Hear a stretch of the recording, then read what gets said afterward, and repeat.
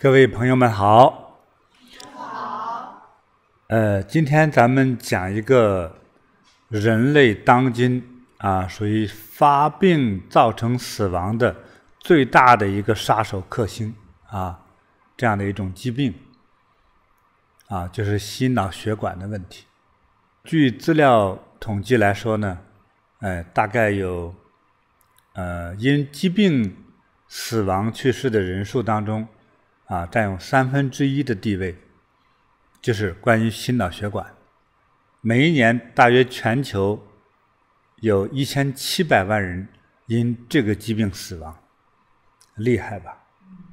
它的这个死亡的比例数量远远超过癌症，所以相对癌症就不算啥了。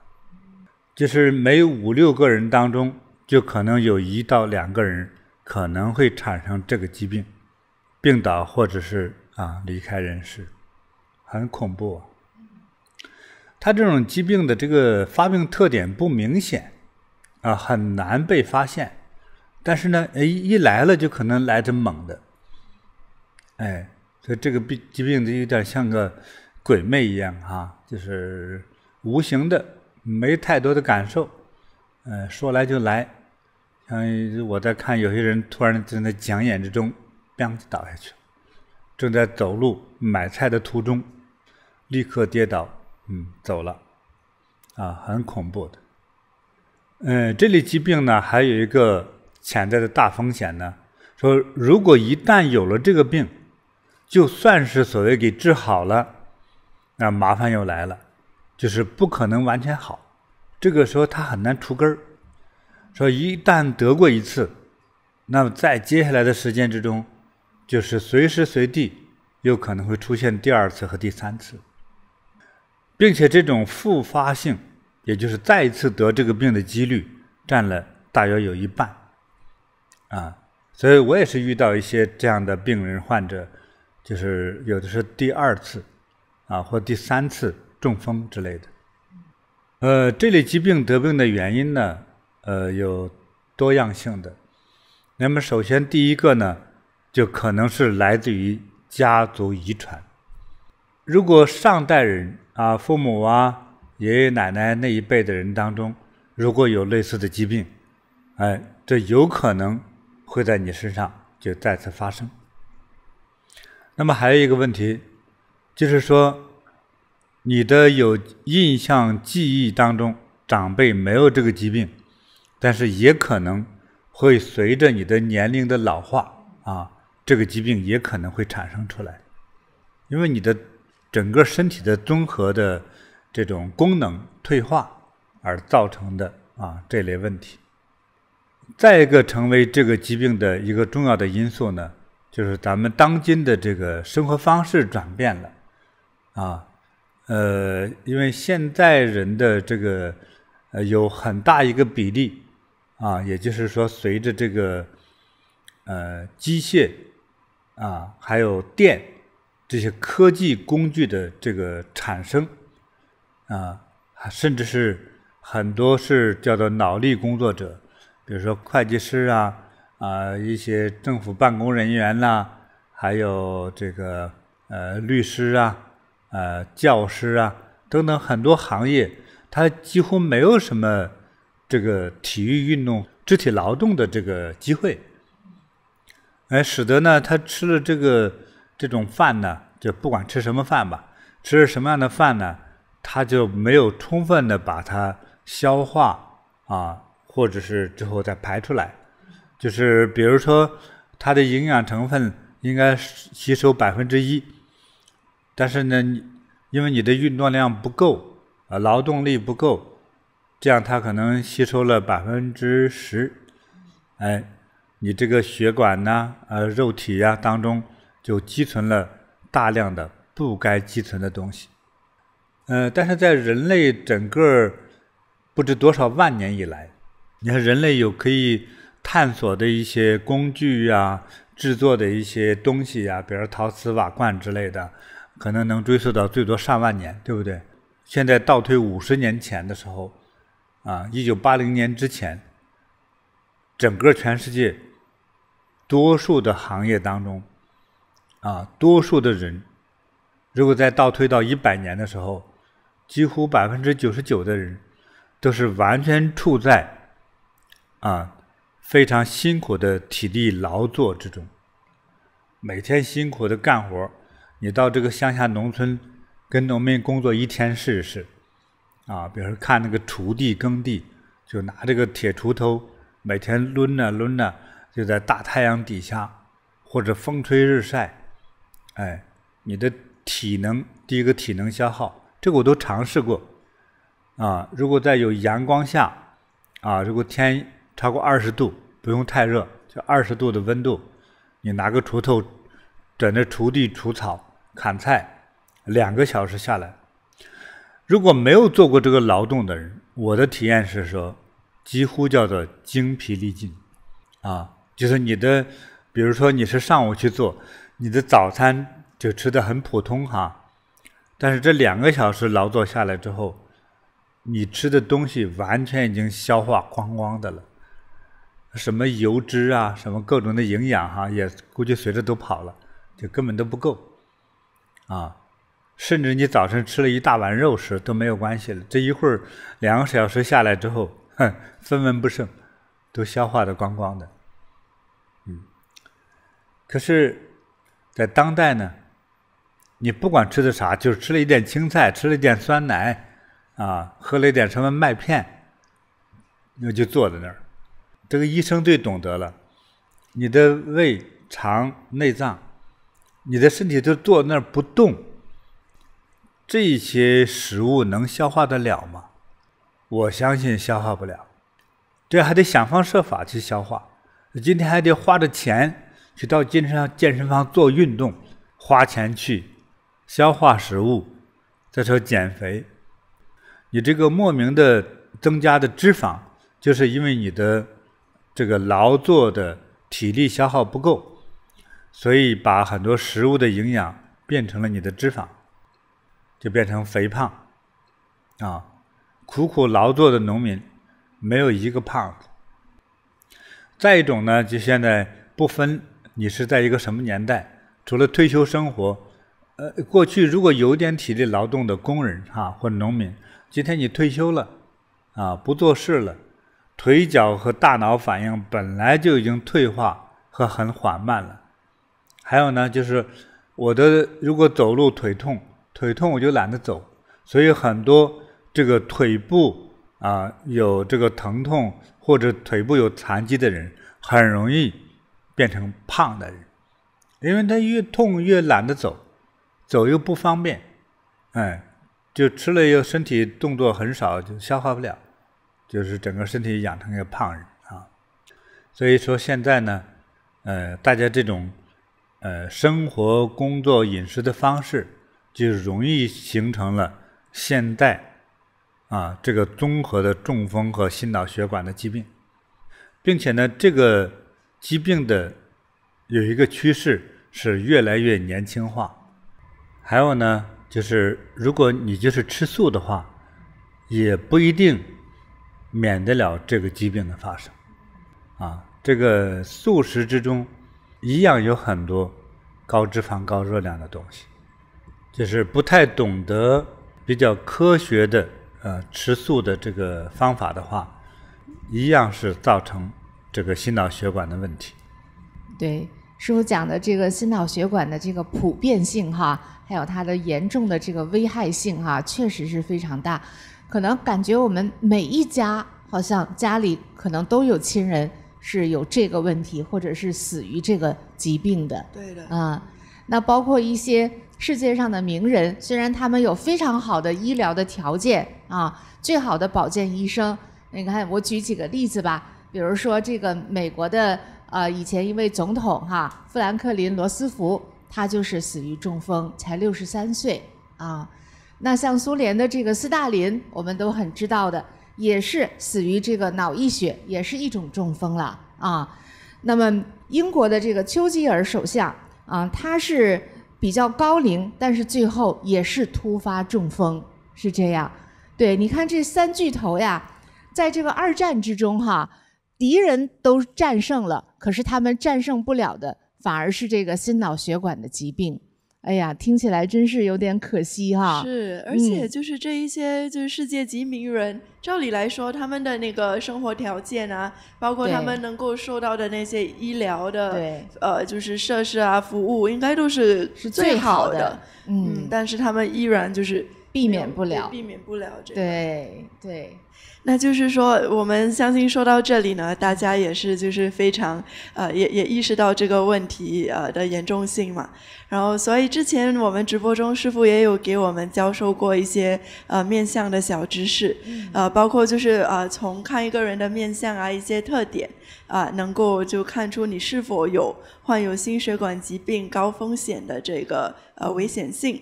那我们有做了一个简单的1分钟小测试，现在这个海报就贴到屏幕上。那网友们欢迎你可以扫这个 QR 码去做这个测试，看看你是否中了几招呢？对，这个我们主要是早知道早预防，是，等到得病的时候，这个就可能有点悔之晚矣哈，比较晚了。那么就说到这里呢哈，就是我们也进行了一些调查，发现世界上有一个地区哈，这个地方的人呢，他的这个得心脑血管疾病的发病率普遍偏低。对，是哪里呀？是欧洲的地中海地区。比如说像意大利的南部啊，法国呀、西班牙、葡萄牙、希腊、塞浦路斯，主要就是这一带哈。原来对。那为什么他们那个对呀，这是一个很好的问题哈，所以也有科学家就进行研究了是。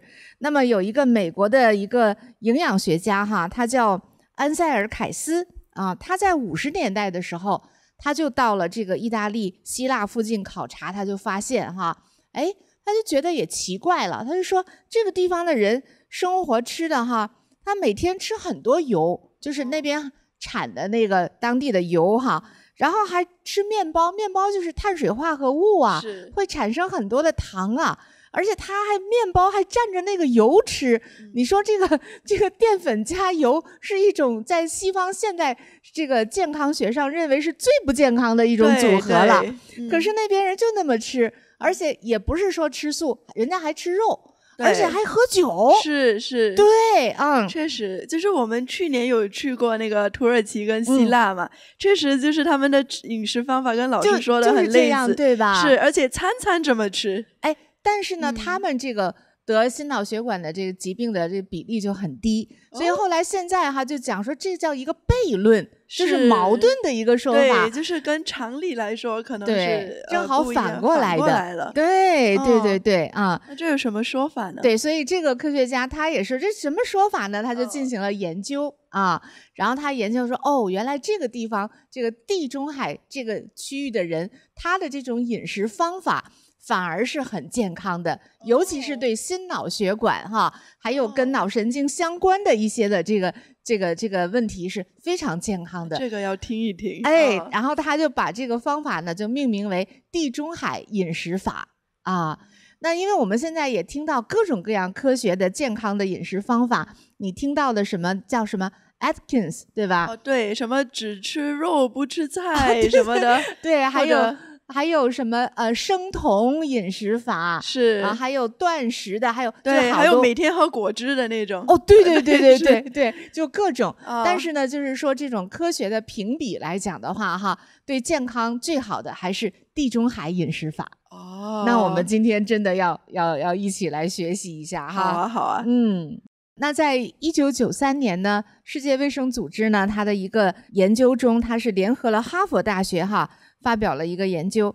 那么他就对这个地中海的传统饮食他做了一个叫地中海饮食金字塔这样的一种发现吧认为这样的吃的方法就是非常有健康的我们看一下它这个金字塔的饮食结构那它最底层呢就是粗粮，其实各种的粗粮加上豆类加上坚果是这样的然后呢再往上呢还吃大量的蔬菜跟水果再往上呢它的这个油每天食用的油就是橄榄油这个等会儿我们细细再讲再上边呢就是一些水产品加上少量的禽类就是鸡肉还有乳制品呐、蛋类这样的，这个都不是很多的。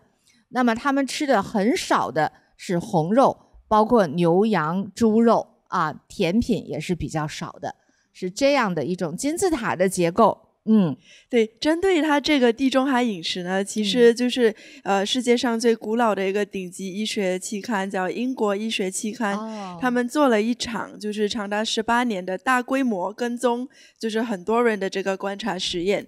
那他们期间呢就访问了157万人啊，然后在2008年呢就发布了这个实验结果。他们发现的是，他如果是这个人他遵守地中海饮食方法，就是刚刚老师介绍那个金字塔的那个饮食方法，他的就是心血管疾病死亡的几率降低了9%。9%是蛮高的一个比例，蛮高的，而且嗯就是帕金森症还有就是老年痴呆症的发病率呢降低了13%。哇，那很高哎。对啊，因为这两个病现在医学上也没有很好的一个医疗的措施，是，反而所以这样的饮食可以降低发病率。对，所以不只是保护心血管，而且对于我们脑部还挺好的。对，就是老年人他这个脑的这种活跃、认知的功能，他的记忆啊哈，整个的这个，还有那个帕金森也是一个脑神经引发的一些运动的问题。是啊，我觉得好像是这样的饮食结构哈，好像就是整个对脑部的这个健康，对和预防疾病来说是很有效果。是，对，对不对？是，你看到的只是说这几个脑部的症状嘛，是的，它都减少了很多。对，如果常吃的话，会不会就本身就是一种预防呢？是肯定会。是吧？它这种饮食方式，常吃的话就预防，所以刚才那个科学数据的研究，它发病率降低很多，大幅下降。而且就即使得了这样病的人哈，他按照这种饮食的话，他也会减缓疾病的发展的这个速度。对，因为这几个疾病都是大脑的疾病。没错，对。除此之外，还有更多的研究啊，证明除了这些好处之外，它还能降低糖尿病的那个发病率。对啊，现在也是个很棘手的问题。说三高嘛，这个糖尿病也是一高，高糖也是一高呀哈，这个也是很重要的啊。还有呢，就是还可以改变焦虑啊，对这种精神系统的这些啊，让人觉得更幸福，改善情绪呢啊，对啊，你看多好呀，对啊，对，还有蛮多的，还有就是甚至于对癌症的发病率也有降低。我想我还是围绕着这个脑部健康的这个思考哈。其实在中老年人脑部健康有很多问题，其中有一个是智力退化。这个对，你看在电影上经常演就不认人，就老年痴呆，亲妈都不认识亲孩子，哎，是不是啊？这是什么症啊？就是老年痴呆。老年痴呆吧？对，我觉得可能对这个也有帮助。就是有帮助嘛，他就说这种饮食方法对老年痴呆的发病率可以降低13%呢。那是很高的。这真好啊！真好，对。所以这么好呢，就是2003年的时候呢，世界卫生组织就推荐地中海饮食是预防心脑血管病和糖尿病的最佳饮食啊。是综合心脑血管疾病和糖尿病的最佳饮食。我们就说的三高嘛。因为我们看到那个像糖尿病患者哈，其实非常痛苦的活着。对，就是这也不能吃，那也不能吃是吧？尤其一说吃喝就完了，就很痛苦。它最大的这个并发症的造成的这个危害，眼睛失明啊，甚至于腿脚截肢啊，对失去那种痛感啊，什么各种的那种感觉呀。非常的对生活非常非常不便呢。哎呀，对，所以这个地中海饮食咱们值得给大家推荐和研究哈。没错，真的非常推荐那到2010年呢，联合国教科文组织还把地中海饮食列为了非物质文化遗产。这个是个喜讯哈，真是，我觉得很有必要。对，就是说这种世界这种各种这种组织，还有这个科学家们对他非常非常的认同和推荐。我记得香可说那个最早发现地中海饮食的这位美国老教授是吧？对他活了自己100岁，对他自己特别长寿。就是这位那个发现地中海饮食的这个安塞尔凯斯博士呢，他就是1972年他68岁的时候从美国大学退休之后呢，全家就搬到了地中海地区的意大利，然后开始就是用这个地中海饮食啊，还有生活去过啊。然后他退休后呢，还生活了就是32年，一直活到了100岁。哇，这真是一个。他是个见证者呀，他是一个活见证。哎，就是呀，这个真好啊！他发现了这个宝藏，然后他就是学以致用，对啊，结果自己也很长寿。对，那除了他之外的话，就看一下在欧洲哈，最长寿的国家都在这个地中海这个附近，都是这个按照地中海饮食来生活的这些国家，比如说那个小国摩纳哥哈，只有几万人的小国。还有它周围的这个法国南部这一块，还有意大利、西班牙、马耳他、塞浦路斯啊，就是正好都在这个享受这个地中海饮食的这一块的国家的人民哈，就是长寿远远超过于其他国家。哦，这个统计数据就很有说服力了。这摩纳哥那么小，人还那么长寿哈？对，人家吃得好呀。还真是可能。对。所以就是很值得我们来研究一下这个地中海饮食，看看它的特色，也看一看我们如何在日常生活中来应用它。是，那就说到这个地中海饮食的它的特色啊，它其实有4个大特色。第一就是它吃菜吃得多，多菜。然后第二呢，就是它用了很好的油。一会儿我们也好好说一下，它这个油其实挺关键的。第三呢？第三就是它吃很多杂粮。杂粮、粗粮。然后第4呢，就是它吃饭的那个节奏，包括生活的节奏也比较慢，然后比较快乐然后很注重社交。这个我们慢慢讲。这个师傅有去过地中海地区哈。对。师傅可能也看到了在当地人们吃饭呐、社交啊这样的一些生活场景，我们也很想听一下。我是看到，我当时有点疑惑哈。我说这个地区的人，首先一个是离不开酒和肉。对，还喝酒还吃肉。你也想哈，这个健康饮食当中，我相信所有的专家教授都会把这个吃肉和喝酒的排除。是的，对不对？对。可是那个地方的人离不开肉。我也想这他们的健康问题怎么样了哈？当时就会很困惑。那再一个问题就是说，他是确实比较注重油。是哈。那个附近的人哈，对我说的那个油呢，几乎处于一种崇拜的状态。是好玩哈。对。甚至有些老爷爷就是自己拿个小瓶子，就是来喝2口油。是你像来到中国的话，很多老先生是喝2口酒。是啊。他呢喝2口油。是这你都不可思议。对呀。你从健康饮食来说，你喝油，这个本来就是油，就是一个挺可怕的一个东西。就是油就是脂肪，脂肪就进入血管，就容易造成这个血管硬化、堵塞等等嘛哈。那我看到很多现象哈，它和其他地区不一样。是。还有一个呢，这些老人呢，就是我所看到的，因为有很多，也许我看的是片面的，就是还是比较快乐。他们表现在什么？就比较愿意聊天儿，比较怎么样？对，聊天打招呼。那几个朋友聚在一起喝着茶聊个天。对。还有很多老人。我觉得他像不退休似的。是干活儿，很大岁数还在小店里头，他也许是店主，也许他就是一个参与者。就是老年的参与者，他不会在家躺着退休。对。他总会找点活干。你想你在开个小店，来回有客人，对不对啊？询问，比如说这个产品，甚至谈个价钱。我觉得本身对这个老年人这个健康，尤其是大脑的这个智慧健康，是有帮助的。是。你假设一下哈，就是把一个青年人，关在牢房里，关1年，你肯定我相信有科学家做过这个实验，那我认为呢，1年或者到3年以后都不用久了，而且你的这个牢房里没有其他的人，就你自己，哎，就是1到3年之后，你出来了，你都不会说话了，对呀，你开始对这个世界开始有点恐惧的感觉，对，就是这样的，还有一种变化就是自个儿跟自个儿说话，就是神力神经了，就神经病了嘛，哎，那所以这些老人呢，你想他给一个小店打工，或者给一个小铺子打工，或一个工厂打工其实他是有交流者。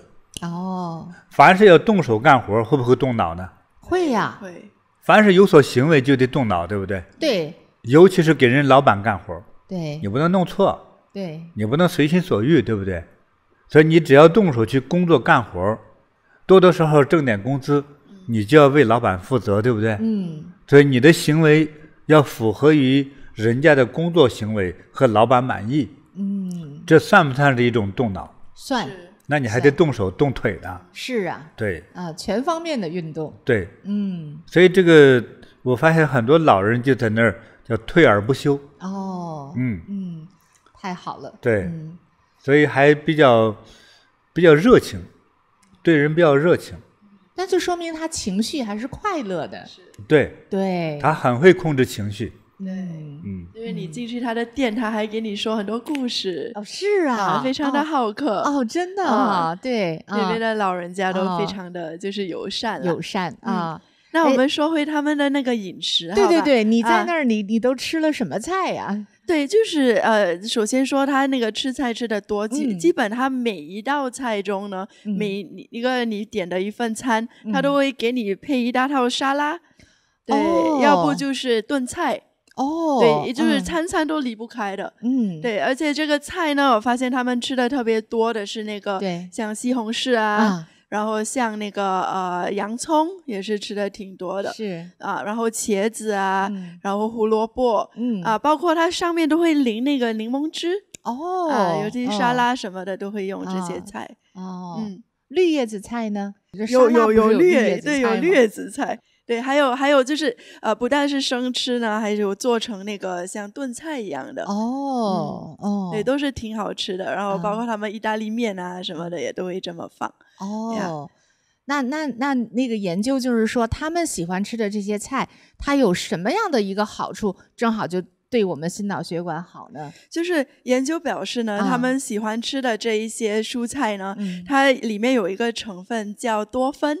就是多酚特别多，那这个多酚呢，就是说是非常抗氧化的一个成分。那就是现在呢，很多医学包括媒体都在报道这些抗氧化的这些功效。抗氧化有什么好处呢？就是抗氧化呢，首先呢，它就是抗炎症。对，然后第二呢，也是防衰老。然后第三也是特别护我们的这些血管。所以就是他吃的这些菜呢，本身就是对心脑血管很好的。像比方说呢，这个西红柿里边呢，它就有这个番茄红素。那里面是有这个抗氧化还有降胆固醇的这个功效。像洋葱、大蒜里就有胡皮素。对，之前我们也是有给大家介绍过。对，它也是一个很强的抗氧化的一个成分。你像到今天这个比较科学的研究饮食的话，你像比如说洋葱对，你们俩说说看，这洋葱对身体的大约的好处是？洋葱里边也富含胡皮素嘛，刚刚我们说的，对，那个也是抗氧化呀，就是消炎有很多的好处。对，然后它也是我记得有说过它防瘟疫。对，师傅讲它那个洋葱那个形状就像一颗心脏一样的，就是对心脏特别好。它其实是能起到一个是增加能量，第二个呢促进血液循环。其实就等顺便就帮了心和脑了。是的，降血压，帮了血管了。是的。它是这样一个东西。对。还有其实在东西方研究的时候它会彼此互补。那我觉得像洋葱呢还开窍。也是它的那个多酚，它的那个味道通气。我不知道是不是多酚通窍。我是说的阿酚对，它就帮着你通窍。就是比如说你今天挺累啊，弄个事儿没解决了还挺烦。啊，但是下班时间到了，你回了家，是你这个事儿烦事儿，又加上累又有烦，有的时候你会觉得不知道头里头还是心脏哪里觉得挺堵得慌，就觉得不痛快。对对对，今天工作的不痛快，总觉得哪里给堵了。如果说能解决的方法呢，一个是到空气比较好的户外去走路散步，是这是第一个哈。那么第二个呢，如果快速解决的话，就是在接下来你吃这个菜的时候，稍稍多放一点洋葱。是生的更好吗？对啊，洋葱哈，要是真讲究吃的话，是生吃啊。第二等低级的吃法才是把它弄熟。它很多好的成分都被。你们想一想哈，两位美女，你看你到西餐厅里头，你吃的他放个汉堡啊之类的里头永远离不开的是生洋葱圈啊，是的，对不对？这低级骗小孩才知道拿个粉裹一下一炸，是吧？炸洋葱圈是，说那小孩不会吃，对，但是也有洋葱的这个成分，是，但是其实最有效果的还是生的就比较好。所以洋葱这个大概的这个感觉你要了解哈。有人还除了补气、促进血液循环，还通畅，还激活大脑。对，降三高，我记得之前对是的，所以你那个心里那个堵的话呢，感觉吃一吃2-3条嘛，切个圈是吧？就够了。差不多就通畅就好了。那我知道了，如果这个工作上或者家里遇到这个烦心事儿，堵得特别难受，就拿2-3条洋葱到那个户外新鲜空气的地方，两个一块儿是一吃。但也有人说我堵得比较大，我吃半个是吧？那就全身冒火。对，因为它那个热量也挺大的哈，要适量。对，不能吃多了。它起到那个通窍的作用就可以了。接下来就吃饭吃菜就好。洋葱是个养生的好东西。对对对。那么再一个就是这个离不开的就是西红柿。是的。是西红柿、番茄其实对身体有很多好处。是。我相信你们俩知道的比我多。看你们俩的上衣今天就是西红柿的颜色。是它这个红色就从中国的五行观念来讲，它首先就是补心脏的，对心脏血液循环就好啊。然后从科学角度的话，它就富含维生素 C， 还有这个抗氧化的物质，对，都非常的好。是，对，它其实生津止渴，并且还能有一定的消炎的作用。对很多炎症也是补充能量啊。对，因为按照中国五行来说，它是红色的，是的，代表着火，是不是啊？代表着能量。它这个食物非常推荐大家适当的多吃点。对，这个应该就多吃点，没什么副作用。它也不上火，它不像洋葱，对，所以它没有太多副作用。是的，对，所以只有正面的哈。是，所以我挺喜欢吃的。我也挺喜欢的。我经常是用那个，就是选一个大的西红柿、番茄嘛，在它某一面呢，拿刀呢划一个十字把那个皮划开，烧个热水往上一浇，那个皮就剥下来了，随便一剥就掉了。之后呢，切成块儿，就是凉拌吃像经常就是啥都不放吃，也是挺好吃的。我们小的时候就更原始的吃法，就当像苹果一样的那西红柿就这样啃着吃嘛。对，我觉得浪费，那个汁儿流到脖子里去了。是，这个是挺好的。那么再一个就是茄子哈，但是茄子确实我觉得炖茄子还可以。因为茄子它是一个非常缺少油的一种这个菜。对，它吸油，就是如果弄2个正常大的茄子放半斤油你也不觉得有油。对，它特别把油给吸掉了。所以呢，就是那你又不能吃太多的油对，那怎么办呢？如果单独吃我是推荐的就是蒸茄子。哎呦，我就最爱吃蒸茄泥，切成条，切成条和块儿，不要太块儿不要小大条大块儿。对，之后在蒸笼里蒸，我觉得可能就是火旺的话，对，15分钟。对那之后如果有这种洋葱或者蒜拌一下，蒜末儿，对，就是蒜蒸茄子，是中国历史上传下来一道名菜。就是非常好的名菜。对，茄子是个好东西。是的，茄子其实如果蒸的话，那个连皮吃就更好，因为它那个胡皮素在皮里边就更多。是，对，对。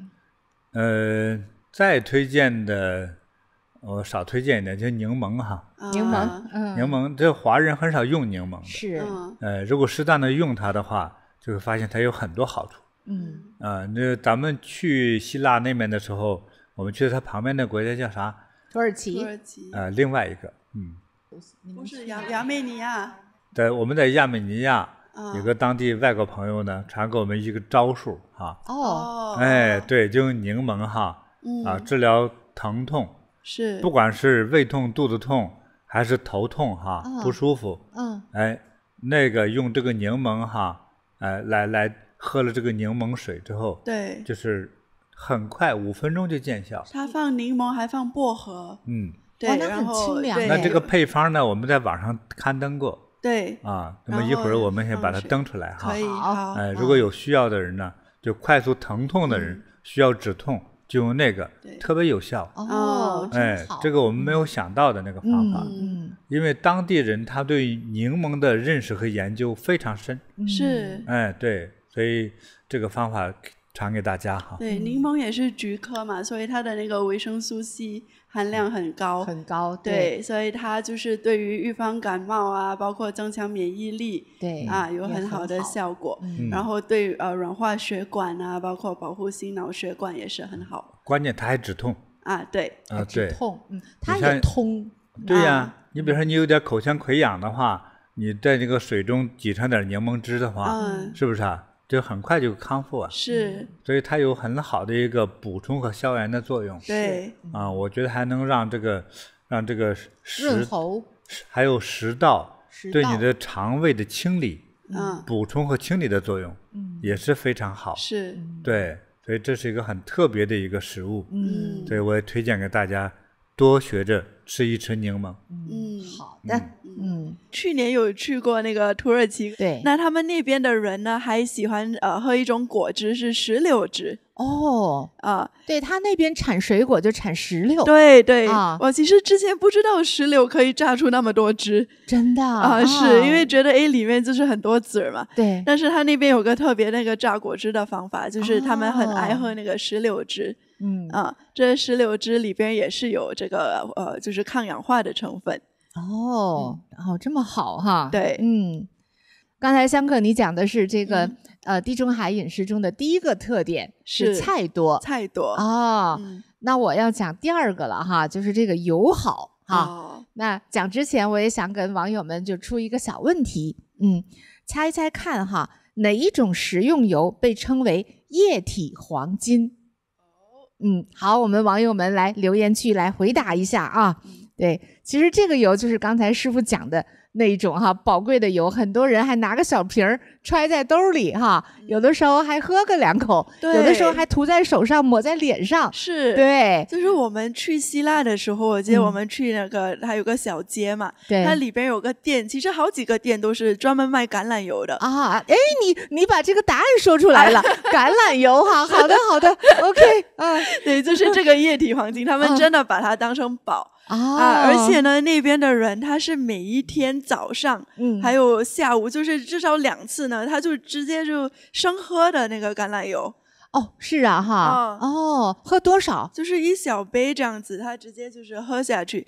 其实当时我们听的时候，因为我们没有这个习惯嘛，也觉得有点不可思议。像刚那你喝过吗？我喝过。什么味道啊？就是呢，我本来以为呢喝下去会特别腻，但是它其实还好，不会那么腻。但是你喝下去呢，就首先你打开那个瓶子，它就有一个草的香味。哇，这么有意思。对，就是像你刚割过的那种新鲜的草的那个味道。这种就是店里卖的好的油的味道，是吧？对。那你喝到嘴里有什么味道呢？就是喝到嘴里呢，它有一点辣辣的味道。辛辣的味道，一点点辛辣的味道。尤其你就是吞到喉咙里之后，它会有好像我们喝茶有回甘嘛，对对对。那它这个油也是好像有个回辣的那个味道。那我知道了，因为你刚才讲那个多酚啊，就是这个味道啊，所以那个橄榄油富含多酚，多酚特别就抗氧化的这个物质特别多，所以它就有一种这种轻巧的这种辛辣的味道。是，那你喝的是好油哎啊，那是人家店里推荐，他说这是他最好的，是吧？啊，哦。对，那这个多酚也是，就是它橄榄油那个抗氧化啊，对，然后那个防衰老啊，包括特别好哈，护心脑血管的这个成分。对，那我知道橄榄油里边除了这个多酚这个很好的成分，还有一种叫单不饱和脂肪酸。它是脂肪酸嘛，就是一种脂肪啦，就是我们说的一种油。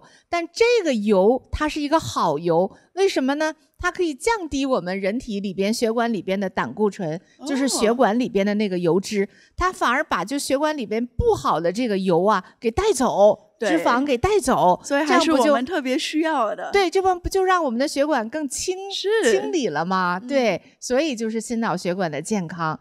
所以橄榄油有这么样的2大好处。原来哎，那你在那边有没有看到橄榄树啊？有看到橄榄树，尤其是它的那些就是老建筑旁边。是对，会有橄榄树，种很多是吧？对，有很多橄榄树，然后包括呢，就是它那边有非常信奉的那个雅典娜女神。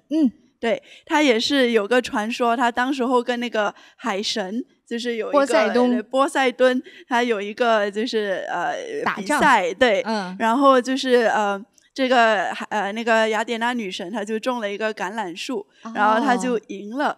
那因为这个橄榄树呢，给希腊人带来了很多好处，不仅是饮食啊，还有它的橄榄木也可以用来做很多家具啊之类的。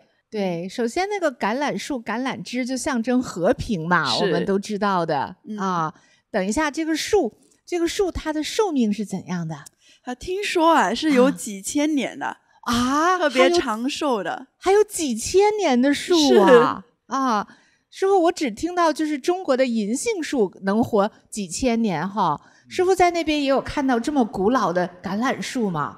我不知道它多少年，我觉得它很古老因为它原来的主干了都好像死了，它在主干的侧面的那个副干出来有多粗呢？比我们那个大水缸还粗。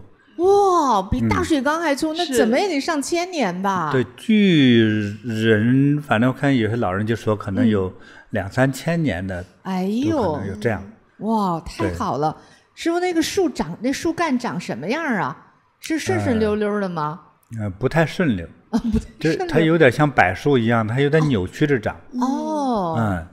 像图片上看到的那只是局部的树根裸露出来，这个不算，就是它的树身呢，就是不是顺着长的你像松树的那个木头，它是顺着长的对呀，对，所以它锯开木头的时候，就是一条一条的条纹，是这个它也有很美的条纹，对，但是它是有点斜拧着长，这，那当地人呢，为了给大家做个纪念品还做成那个什么炒菜铲子小切菜板啦，就是这个木纹很美。还有这个钥匙扣啊什么呀，对，他们当地就是因为盛产这个橄榄树嘛，然后不只用它的油，它也是就是做很多这样的特别美的家具。我记得就是我们从机场就是要开到那个雅典城的那个路上呢，一整排都是这些橄榄树。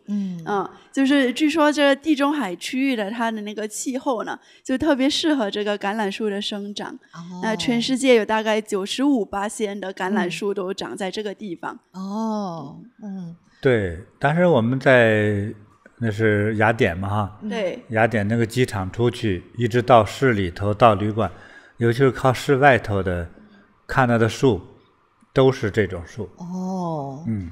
对，太好了刚才香哥你说就是当地人早上还都喝一口对。哎，你说这个也有一个著名的一个研究，就是那个医学杂志《柳叶刀》上他发表的研究说，每天喝这个1.5茶匙大概也就是10毫升这样橄榄油的人呢，他得那个痴呆症的这样的风险呢，就会降低28%。哇，这个真的非常非常显著的效果哎。对，这样我就怀疑这个油是不是加到脑子里去了？这是，对，因为大脑就灵活了，加油，加油，加好油，就是它里边的这个成分就特别利于心脑血管。哦，对我们师傅还真是说加到脑子里，咱们不都说嘛，这个要大脑灵活哈。得吃点油，对吧？在中国以前有说，哎呀，你得吃点肥肉，就是大脑对，但那个是不健康的。是，我不太懂，也有，我记得前几年，我在台湾见一个人呢，他就是吃饭之前吃一大堆这种补养的这种那种健康食品。哦，其中他说，像那么亮亮的一个，像个面包形的。小丸子，胶囊，透明的，对，他就跟我说，你看这个这么漂亮，我说这是啥东西呢？它是一种叫深海鱼油。那深海鱼油有什么好处？我没有记错的说，他说意思对老年痴呆啊什么可能有好处啊，可能有。里边的那个成分，那个 omega-3、omega-9，其实这个橄榄油里面也有。就是我们说的那个不饱和脂肪酸。我是觉得呢，那素食当中呢，那应该是这个橄榄油，橄榄油就会更好。对，就是它没有更多的风险嘛。对，那就说到这个刚才老师说单不饱和脂肪哈，它是帮忙把就是那个就是不好的脂肪给排出来的，带出来。但是现在呢，就是我们很多饮食中，包括喜欢吃披萨啊，喜欢吃那个薯条啊，它那个都是蛋糕啊，对，蛋糕、奶油，它这个都是饱和脂肪。所以就是这个坏的脂肪呢，它就是会造成累积在我们的血管里的。对。就堵塞血管，就形成那个血栓呐、脂肪粒呀等等这一些这个是不好的。对，而这好的脂肪，像那个橄榄油的它就反而把这个坏脂肪还给清走，是清通血管的。所以吃油要吃对。对，这就是橄榄油哈。对，那我们说到这儿，这网友们也都在反映嘛，说，那怎么？那我们也要吃橄榄油，我们赶紧一会儿就看完直播就去买橄榄油，对不对？那我们现在要说一说买橄榄油的时候的这个窍门了。好，这个都有说法哈。对它这个橄榄油呢，就是这个橄榄的果实啊，就是从这个果肉中榨出来的油是这么来的哈，不是从果仁里榨的，不是那个籽儿，从果肉里榨的，是果肉，对，是果肉里榨出来的。怎么榨出来的？对，它榨呢，就是有好多程序哈。那这果肉一摘下来，这个橄榄一摘下来在24小时之内，然后呢用低温常温，对，27度以下的这种低温去给它低温冷榨这样给它榨出来的呢，而且第一遍榨出来的这是最好的第一遍的，对，就叫营养特级初榨橄榄油它的营养最高，所谓的营养就刚才我们说的有那种青草辛辣味的那样的那个多酚就是抗氧化减缓衰老的，还有刚才说的那个不饱和脂肪酸，就是好的油的成分，也就是很好，让我们的网友朋友了解这一点哈。对，就这种初榨的橄榄油，就是最健康的。对，那我去买橄榄油的时候呢，就是怎么选择这个好的呀？你要看那个标签上，它写着 EVOO， 它就代表什么？就是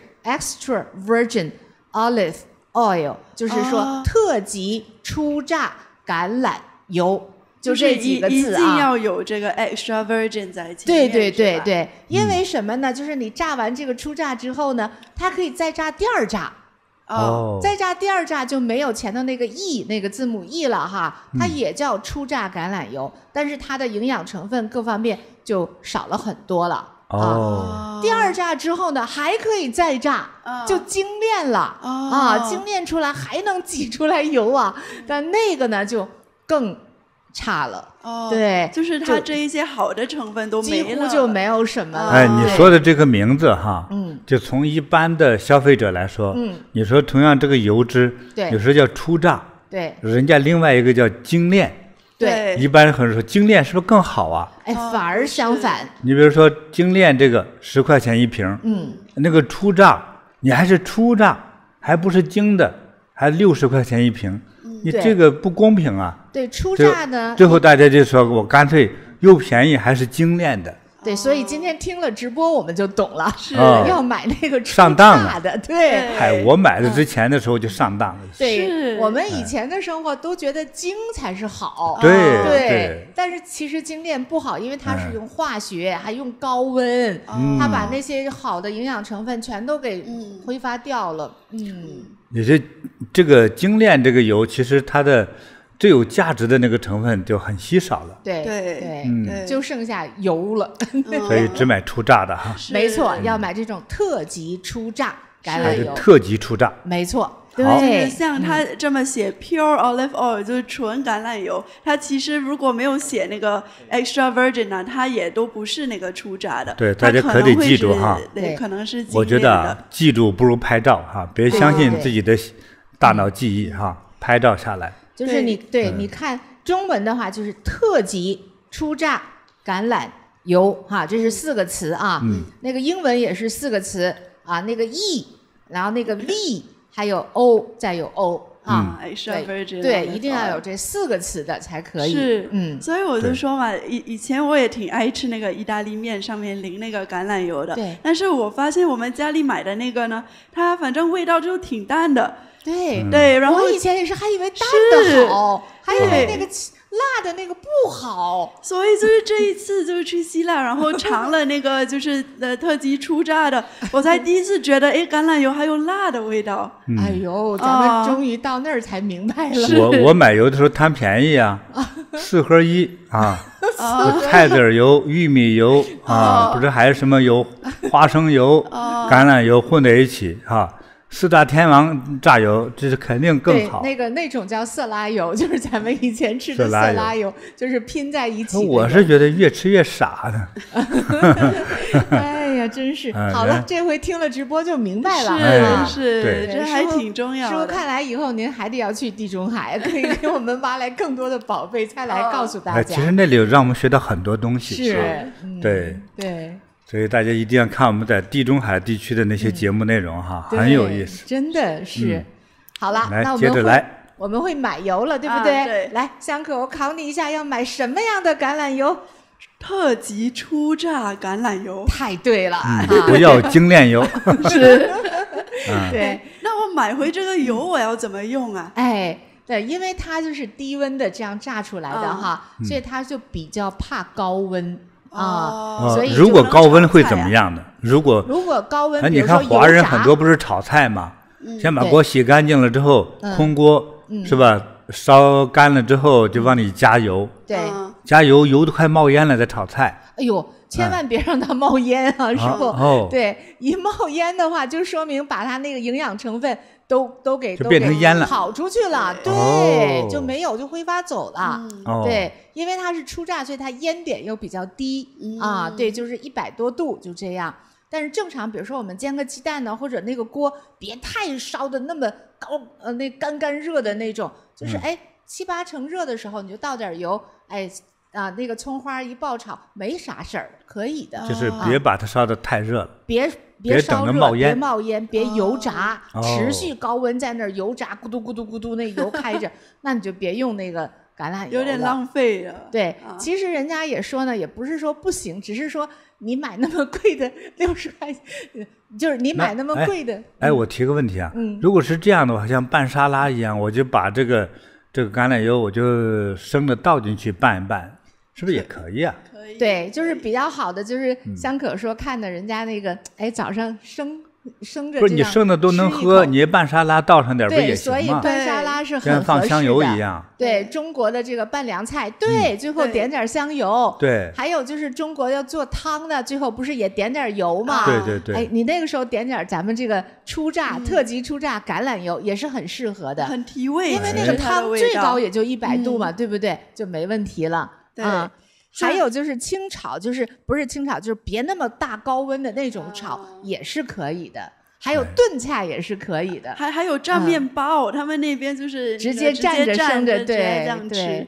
对，啊他在餐馆吃饭呢，嗯他是先端了一小碟子油，嗯啊，当时我们真弄不懂是啥意思，是完了端上一盘面包来，啊，他看我们不懂呢，说你可以拿面包蘸着油吃啊，好吃不？我一师傅，好吃啊，你看但是我一开始我不了解啊，啊，这家伙吃的话肚子得变多大呀？对，是有点担心哈。我一开始真担心这个事儿啊啊，嗯最后我去了之后没有发现肚子变很大的，啊，反而还健康。不知道，因为我们当时也没有做这个对自己一个科学的一个判断哈。啊当地人哈，除了是用于饮食上哈，其实他真是往脸上涂油，对哎，很多是吧？我就不知道女人有没有涂，反正老头儿们都在涂。是老头儿都涂蘸啊。蘸在手上的油，他怕浪费了，嗯，一般用纸抹布擦掉，对不对？对呀。他还搓一搓弄到脸上去，哦，不要浪费，是这个对皮肤有保护作用。是哦，你想让大脑都能变聪明，让皮肤变得更聪明，那不小意思了。它里边有那个维他命 E，也是对那个皮肤很好的。啊是，哎呦，我就佩服香。香可这一点，他对维他命做了一个深入的了解。对他连 K 都知道。啊，是啊，所以下次批发维他命，我们就找香可。好啊师傅，我有个问题哈，就是除了这橄榄油以外呢，就是以前也有在超市看过，比方说那个橄榄果，它腌成就是黑黑对对或者绿绿这对咸菜样子，好像对腌橄榄尤其是所谓意大利啊什么那种西腌餐里橄边的榄哈，对，嗯，啊对这种好不好啊？你问我好不好啊？我觉得从咸菜来说还可以。啊我吃过最咸的，也吃过不太咸的，啊都吃过。反正就是学习这个世界的饮食文化，对不对？尝一尝。还有很多到了西餐馆里头，他就给你端了一小碟子这个腌的橄榄来，对，啊，让你就饭吃。那在当地，就是你们在当地也看到他们也是吃这个腌的橄榄啊，他们会，他们沙拉里边会放，那这样子啊，那我相信一定是好的，人家是这种传承下的一个传统哈。这个腌橄榄哈，是我们每一天都能吃到。哦，是是哈。他就免费给你送一小盘儿。对，刚才说了嘛，这个橄榄里头这个果肉嘛，它里边就富含这个，一个是多酚，对，一个是这个不饱和脂肪酸嘛。那它腌了之后，那个多酚就是有辛辣味儿的那个东西，可能就挥发掉了，就没有了。但是它不饱和脂肪酸这块还是有的吧，对不对？也就是它的营养成分还是有的。对对，当然咱别吃太咸了啊，吃太咸了也不行。反正是这个橄榄榨油是最好，对了，是吧？其次才是腌呐和其他的制作。对，腌的口味就一般，没有什么很特别的味道，就是这样一般。对。好了，那我们网友们都知道了，不管是我们这个西方的这个网友们哈，还是亚洲中国为主的这样的网友们，其实这个橄榄油非常适合我们的一日三餐，对很容易接受的。是，它没有特殊的味道。对，它不像那种什么炒花生啊，什么炒芝麻那个香味儿，对，它是没有那个香味的啊。对，但是呢，它是一个这么一个，简直是一个健康宝物。是的，真好，非常好。好了，那我们都学到了这个特点哈。我们刚才说要多吃菜，第二个这个要吃好油，就是这个橄榄油，特级初榨橄榄油。好了，记住这个名字。好。那第三个特点呢？其实我们去到那儿的时候，也是有看到他们吃的那个就是主食，就是都是偏杂粮类的。就是他们很少有，比方说白米饭的那种精炼的那种饭和谷物，他们都是比方说搭配你的餐呢，他会给你一小碗那个掺着大麦的对的米饭 barley rice 然后或者里边它会放那个藜麦，那是那个 quinoa 或者是黑面包是吧？就黑饼。对。然后我们吃最多的呢，就是它的 barley rice， 其实它不是会只是单纯给你煮这样是一个大麦饭，它会掺比方说西红柿酱然后或者掺一点那个鹰嘴豆。说到鹰嘴豆，就是刚才不是说了吗？杂粮还有豆类，他们吃的很多然后鹰嘴豆也是他们特别爱吃的。然后他们有这一道菜叫 hummus， 就是鹰嘴豆泥。对啊，然后豆泥这个对，基本它里边的成分大部分是鹰嘴豆了，然后它就上面也会对上面也会淋橄榄油的，对啊，他吃这个吃很多，是不是特别香啊？特别香，特别好吃这个。对，我吃这就容易吃多了，因为特别香。就他那个正宗的这个地中海的这个餐馆哈，他端上来这个哈马斯这个鹰嘴豆酱，它里头会浇上很多橄榄油，是就一块儿吃，就是它正宗的餐馆啊。对，完了之后呢，给你放一小篮子面包，对，干面包你也蘸着吃，蘸着吃啊，对，所以最初我真是不理解啊，蘸这个酱还往里放这么多油，对，现在才发现是人家爱我们才这么样，对，是那个反而是健康的啊。对，而且他们那边特别爱喝一种豆汤，它叫那个 lentil soup， 扁豆汤啊，对，其实有点绿，是不是？呀，哦，很香那个啊，对，所以他们这个豆类呢，就是它的很好的一个植物性的蛋白质来源，是非常好的。是，还有那个豆饼，像那个它叫 falafel。哦，还有那个豆丸子，对不对？是那个豆泥炸成的丸子嘛，就这个，对不对？这个里边也是主要是鹰嘴豆了，然后还有掺杂一些别的谷跟豆，也是他们那边一个饮食的特色。所以呢，虽然他们也是吃肉多，但是他们吃的这个五谷杂粮吃的也多。对，五谷杂粮就健康哈。是，对。那还有就是，你是说那边师傅也说嘛，那边吃饭的时候都是慢慢的哈啊是。那你们那边有没有这种地中海快餐呢？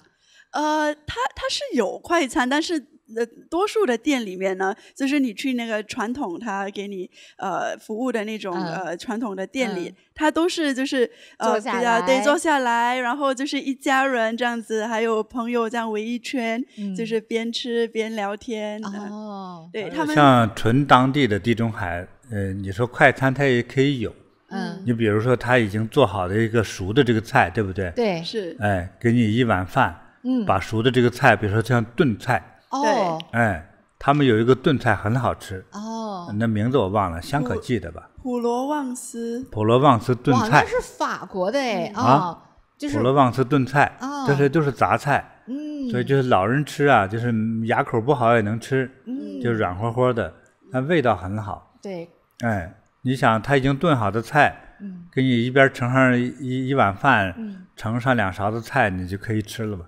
这也是他的快餐，也是快餐。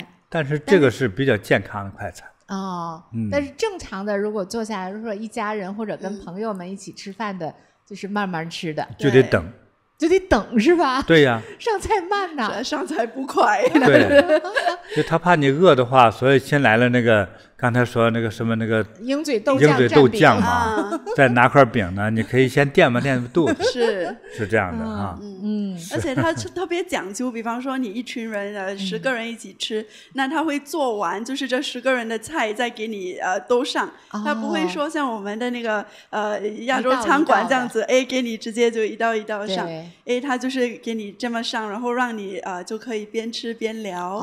对，因为他觉得像这样吃饭也是一种放松社交的行为，对，他不喜欢赶。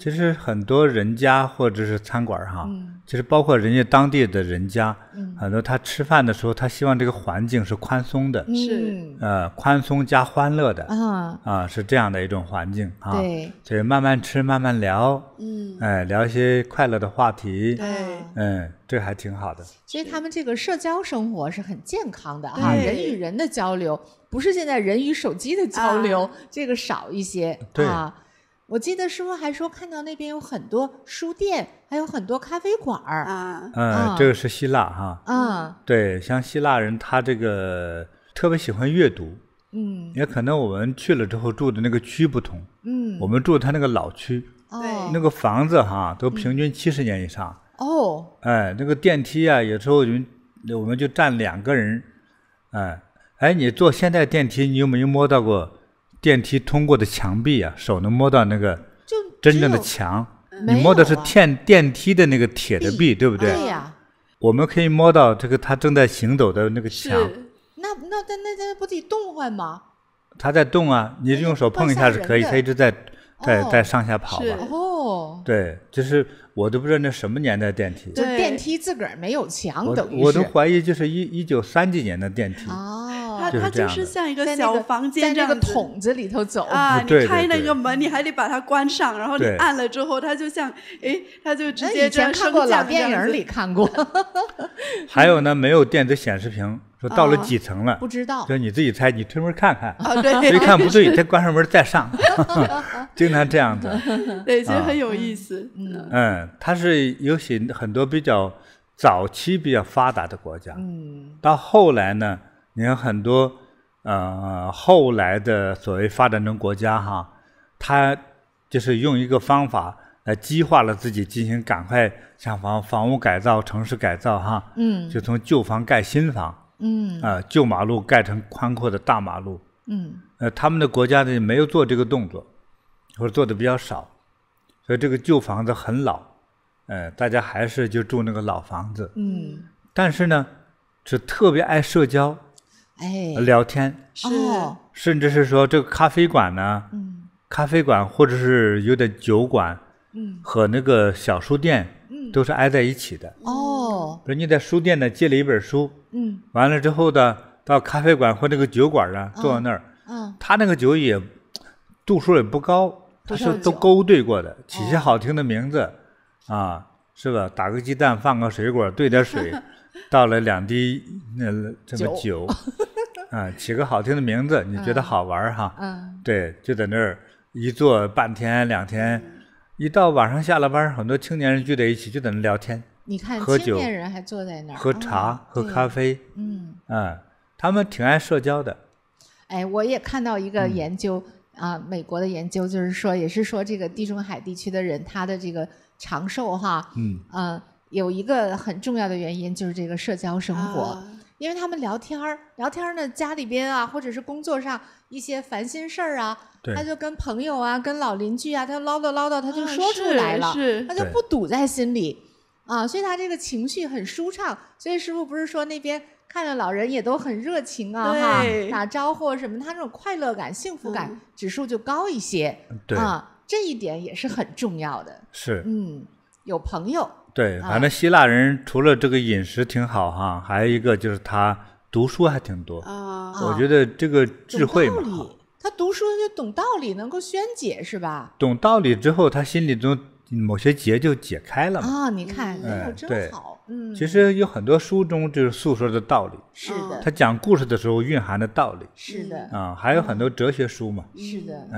所以像这个希腊最著名盛产的就是哲学家嘛，对，除了这个橄榄油之外哈，是，对，之前也讲过3期师父给我们介绍的希腊3大哲学之父，对，世界哲学之父都来自于希腊的雅典，是，对，所以这个说有个社交生活哈，其实是增加了很多健康和快乐，是的，很重要，是。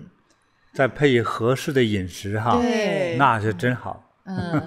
那我们再总结一下这个地中海饮食的这个生活方式哈。好，第一个是吃菜多，第二个呢吃好油，吃好油。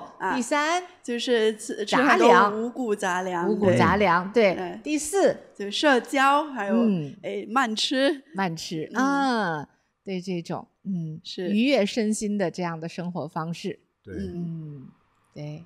讲到这个地中海饮食，我记得师父之前也给我们推荐了一个小偏方，叫八仙豆酱。里边就是有很多成分，就是非常符合地中海饮食。对它就是我们可以看看这个小视频哈，看看是怎么做的。菩提八仙豆酱也特别好吃，准备一个搅拌机，放入鹰嘴豆200克，橄榄油15毫升，柠檬汁10毫升，蒜1瓣，姜黄粉5克，水60毫升，原味酸奶60克，再加上一点盐和一点黑胡椒粉，把所有的食材用搅拌机搅拌均匀，再往豆酱里加入6颗夏威夷果碎，菩提八仙豆酱就做好了。做出来的分量够2至4人食用。做好的豆酱可以用蔬菜、面包、并站着吃，平常吃饭的时候也可以拌着吃，吃起来特别香，推荐你一定要试一试。很容易做，非常香。好，那我记得呢，师傅以前也是哈，给我们一个养生的一个沙拉，叫减肥沙拉啊，也叫五彩沙拉，对，也是都是抗氧化非常好的这一些水果跟蔬菜啊，放在一块儿啊，我们也是哈，来看一下这个菜谱啊，非常的健康。对，多吃菜呀，对，吃好油对我们很健康。对，那么刚才师傅也介绍这个普罗旺斯炖菜哈，我们也把这个菜谱介绍给我们的网友们。以前有一个挺著名的一个电影哈，就是一只小老鼠去做饭的啊，叫《料理鼠王》啊 ，Ratatouille 哈。对，那个电影里边就是也是带旺了这个普罗旺斯炖菜，它就地中海饮食很具有代表性的哈。这个我们做起来非常容易。对，来我们看一看这些原材料还有怎么做，来我们也学习一下。今天我们来做一道色彩缤纷又健康的法式家常菜——普罗旺斯炖菜。准备西红柿、茄子、西葫芦、红黄彩椒、洋葱、大蒜，还有橄榄油、罗勒叶、黑胡椒和海盐。蔬菜洗净后切成块状或片状，洋葱切丁，大蒜切成末。锅中倒入初榨橄榄油，中火加热。先放入洋葱和蒜末，炒香至微微金黄，接着放入西红柿块，炒至软烂出汁，然后放入剩下的蔬菜。炖煮前也可加一点番茄酱，使味道更浓郁。盖上锅盖，转小火慢炖20到30分钟，让蔬菜自然出汁。最后打开锅盖，收汤汁，加入盐和黑胡椒调味。出锅前撒上罗勒叶调香，一道健康又美味的普罗旺斯炖菜就完成了。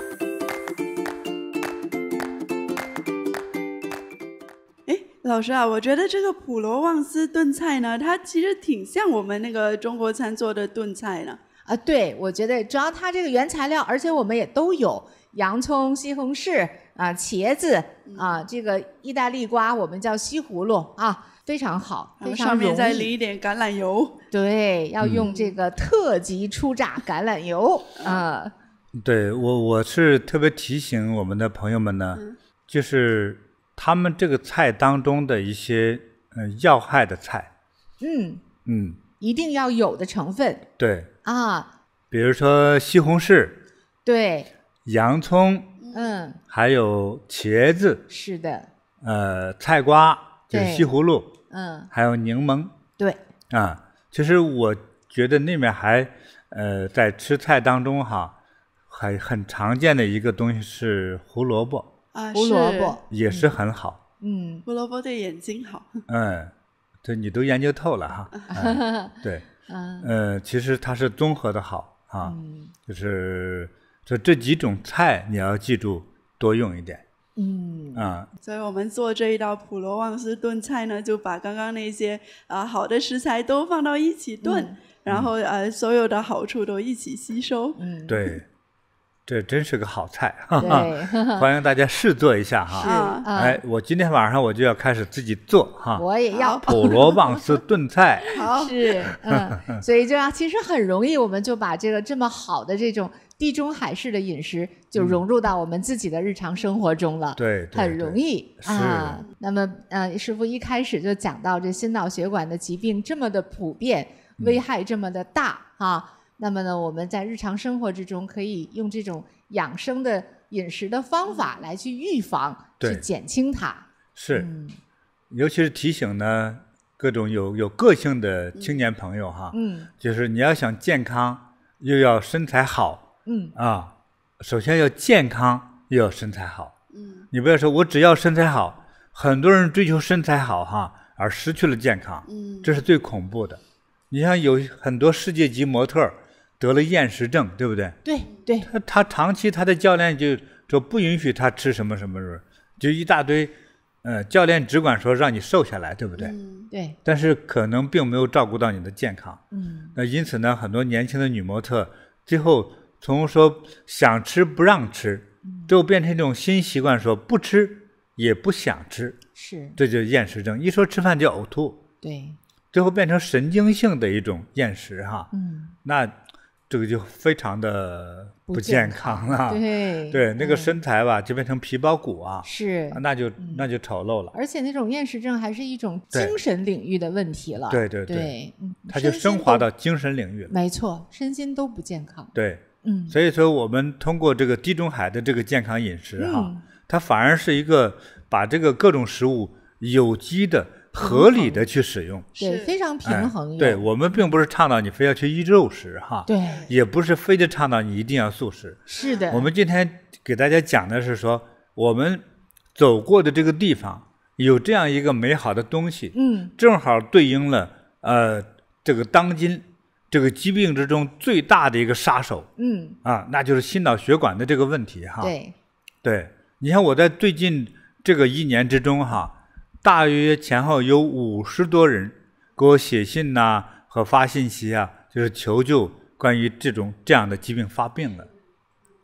对，里头有就是中风了，半身不遂了，还有的呢就是脑血管破裂，有的就当场就栽倒了，有的就是几个小时就离开了人间，还有的呢就是大概在医院躺了10几天就没有了。还有的某些国家呢还是比较积极治疗的，说这个方法不行，那个方法，结果搞了3个月之后还是离开人世。说你像有一个网友就给我写信说他爸爸就是出现这个五官都歪斜了，中风了，对，这个身体都不能够正常的工作做事了，就干不了事儿，只能躺着。他给我求救的时候，我让他放弃了。我说你别治了。他呢作为一个孝子，这个人还真挺好。作为一个孝子，就是多方各种医院上网去打听，那反正把他爸折腾得也够呛。